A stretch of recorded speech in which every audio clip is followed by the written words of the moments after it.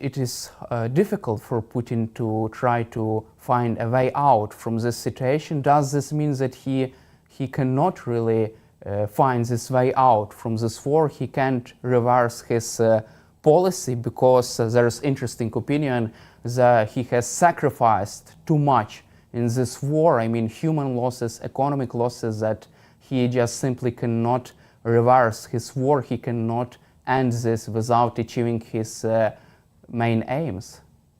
Well, if you remember where this started in February, well, I appreciate the war's much longer than that, but the invasion from the north in February 2022, I think the expectation of Putin and Putin's leadership and the people around him was that the war would be over in weeks, and that they would capture Kyiv and then dominate the whole country.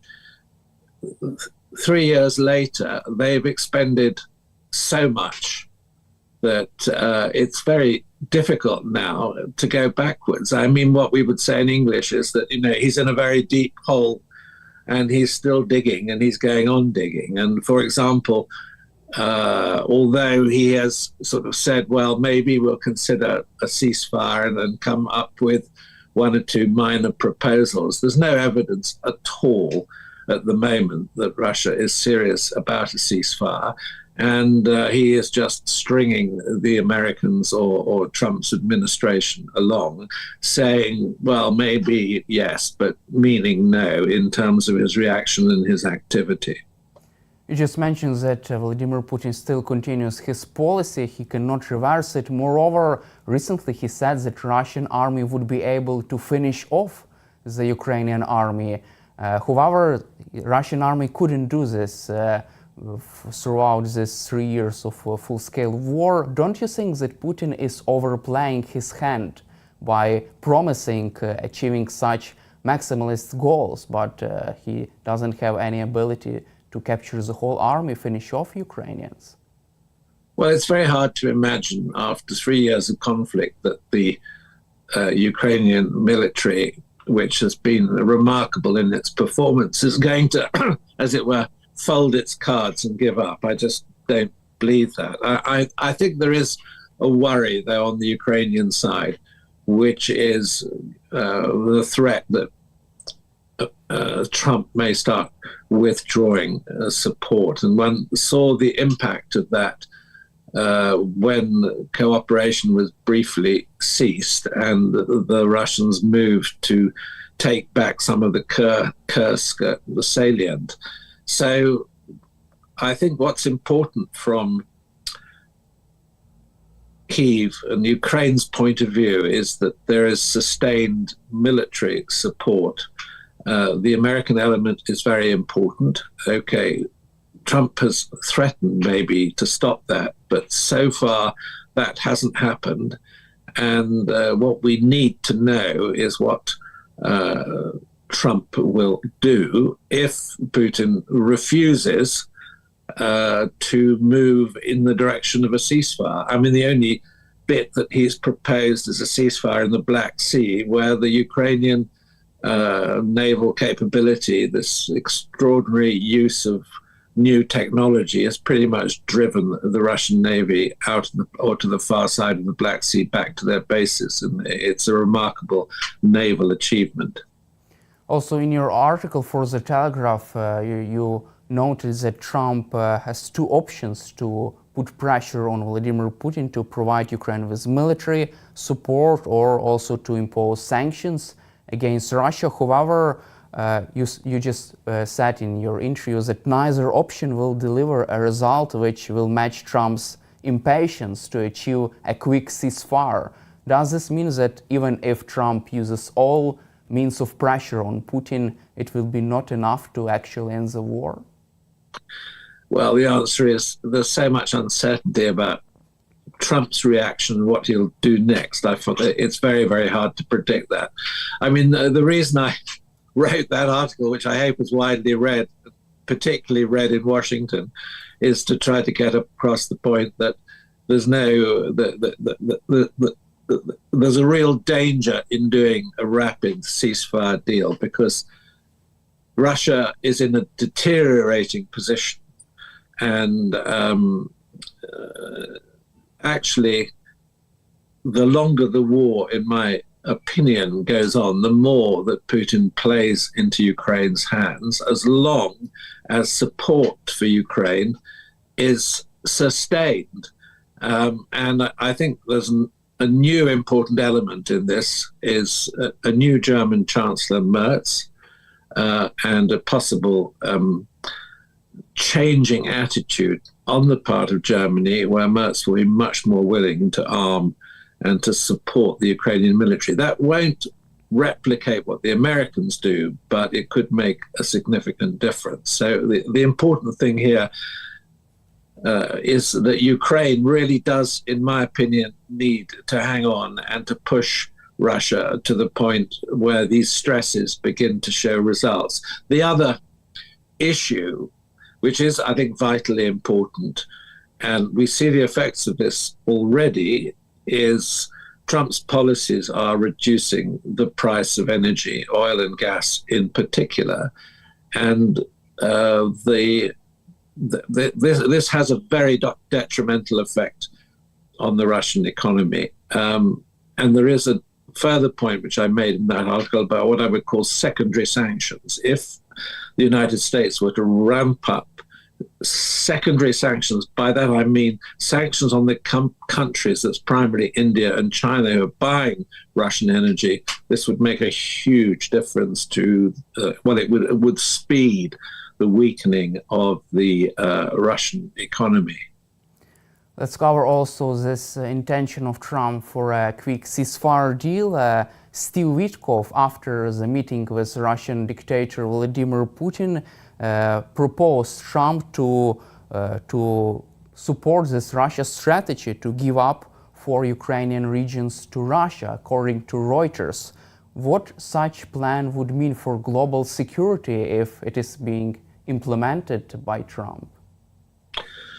Well, I can't see Ukraine agreeing to surrender its territory, even if the territory is occupied by the Russians. So I think what one would be looking at, and I'm sort of giving you a practical outlook here, is a line of truce. I mean, so there's no technical end to the war, the conflict, but you have a division. And I think at the moment we have to face up to the reality that's probably the point at which the conflict may cease for a period of time.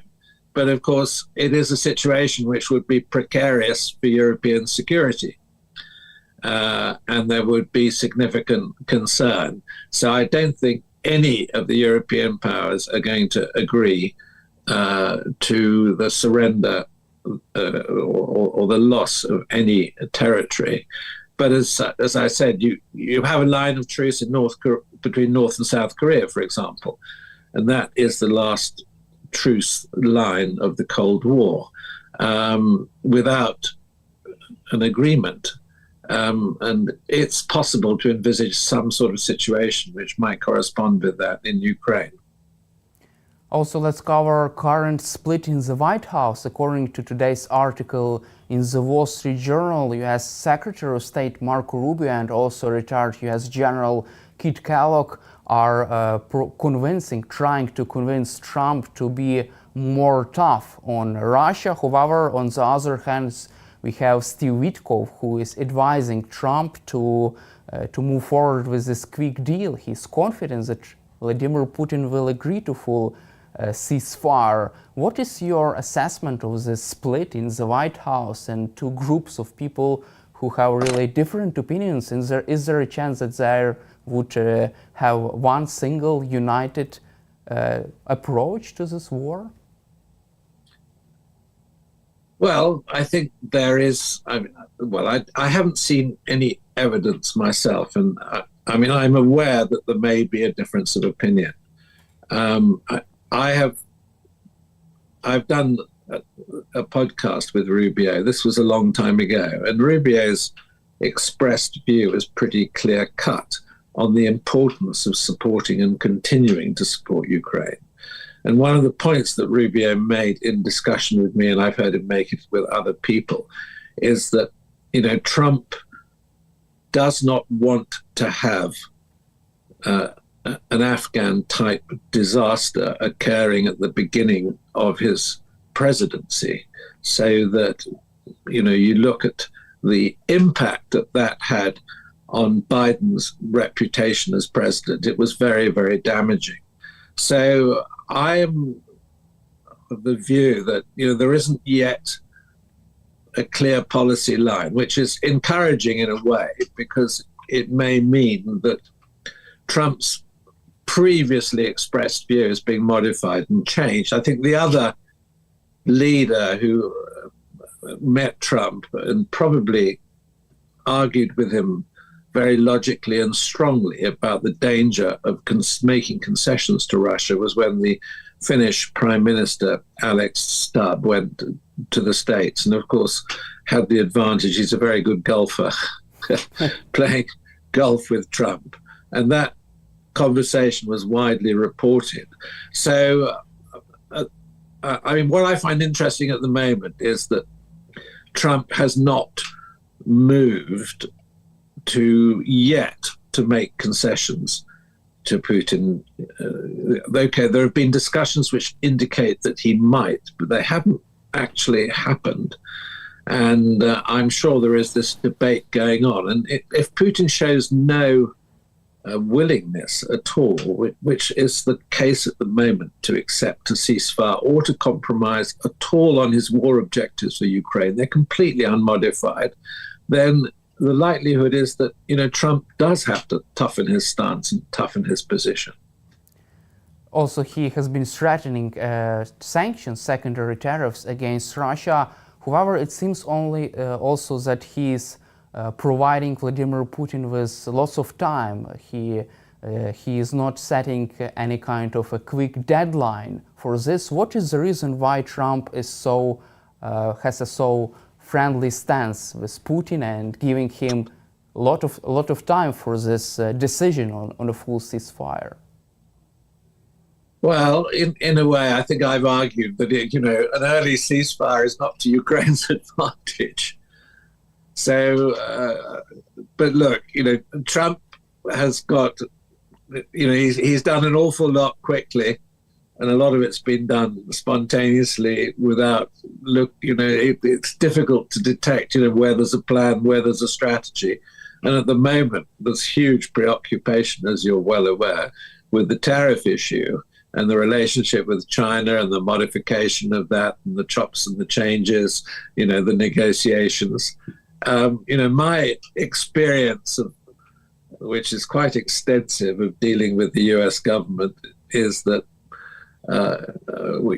one crisis at a time, and you've got an ongoing crisis over tariffs, is about as much as any administration can deal with.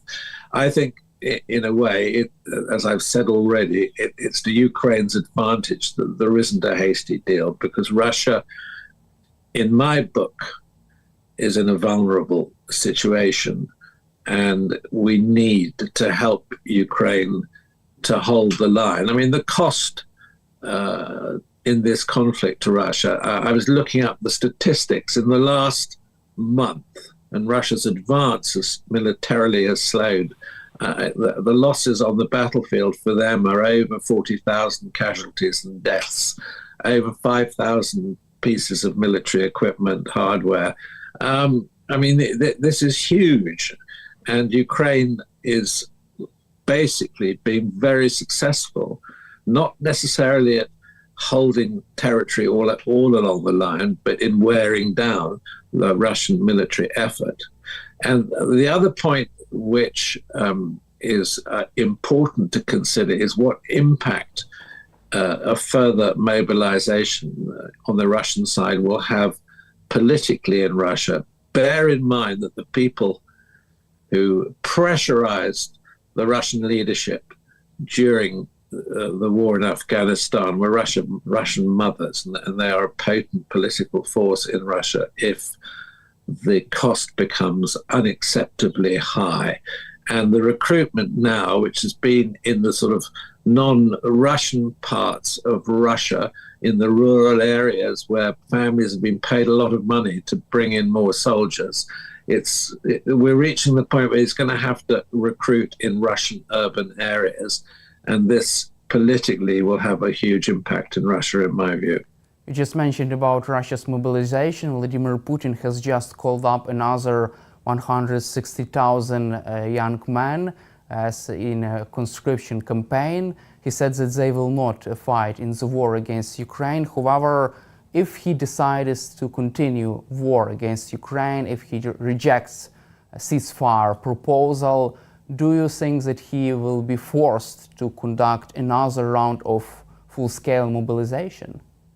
Well, absolutely, because the battlefield casualties, the fatalities have been at catastrophic levels. So these military resources, these human resources, have to be replaced. And because of the controversial nature in Russia of mobilization, and particularly in urban areas closer to Moscow, this becomes more and more problematic politically. And of course, a lot of the Russian elite, a lot of these young people who might risk being called up, I mean, large numbers have left the country. They've gone, well, places like Georgia, where it's relatively easy to get into those countries, they have left. And there's no question that this is another stress factor operating on the Russian nation as a whole. And these stresses now are really beginning to bite and to count and to make a difference. I know it's really difficult to have the full information about Vladimir Putin's inner circle, but do you expect this stress also to rise among Russian generals, security services officials, and Kremlin's officials? Do you feel that the security and military groups around Vladimir Putin are in the support, would like to support ceasefire, or would like to continue the war? Well, that's a difficult question to answer because, frankly, we don't know. But if we sort of speculate, and it is speculation, there must be people around Putin, particularly amongst the military leadership, who are very, very concerned about the cost of this war and the inability of the Russian military, with all of its vast resources and its vast numbers, to defeat the Ukrainian military. That's clearly not going to happen. I mean, you already are very close to a situation of stalemate. And, our perception of what was the Russian military, or going back further, the Red Army, has been changed totally by this conflict.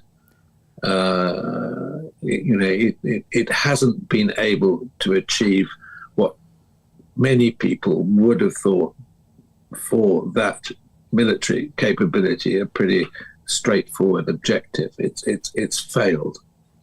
Let's also cover the coalition of the willing. British Prime Minister Keir Starmer and French President Emmanuel Macron and other European leaders are working to conduct this mission in Ukraine after a full ceasefire. What is your personal opinion about this concept and this plan about the coalition of the willing? Well, I have serious reservations. I don't really understand what the thinking is behind this, because the frontier between Russian and Ukrainian forces is so long. Are we talking about military units which would police that frontier? I mean, talking to my own military contacts, one is speculating that you would need a force of 200,000. I mean, it's a huge measure, a huge business. So what does is the coalition of the willing who are going to continue supporting and backing Ukraine in this conflict? I don't see what a on-the-ground deployment would be. And the Russians, of course, would be very, very reluctant to see NATO troops policing a line of conflict or between the two armies. So I think if one is trying to sort of speculate and think about what might be practical, I think that the more likely possibility would be air cover provided as a security guarantee for Ukraine. That might possibly, but even that is difficult to imagine because of, would it be a NATO engagement? Would it be, as it were, individual countries working not under NATO command? So in my book, the only possible alternative might be some sort of air cover, which of course would be a huge security guarantee and very important. But beyond that, I'm not party to these discussions, and it's, I think, very difficult to imagine exactly what they amount to. I think we have a NATO summit coming up in The Hague in June, and I think maybe after the NATO summit, it will be easier to have a picture of what's being planned. And my last final and quick question, do you expect, can you imagine such air cover over Ukraine without full ceasefire? It wouldn't be possible without a ceasefire. I mean, that would be, as it were, a security guarantee following a ceasefire. And I think then this raises the whole issue. And I think for the moment, being pragmatic, being realistic, NATO membership for Ukraine is a very long way away. Thank you, Sir Dearlove, for your time and for your support for Ukraine, and glory to Ukraine. Well, I think it's really important that the West and Europe in particular continues to support Ukraine in every way possible. And I'm very proud of what the UK has done to support the Ukrainian military effort. Thank you.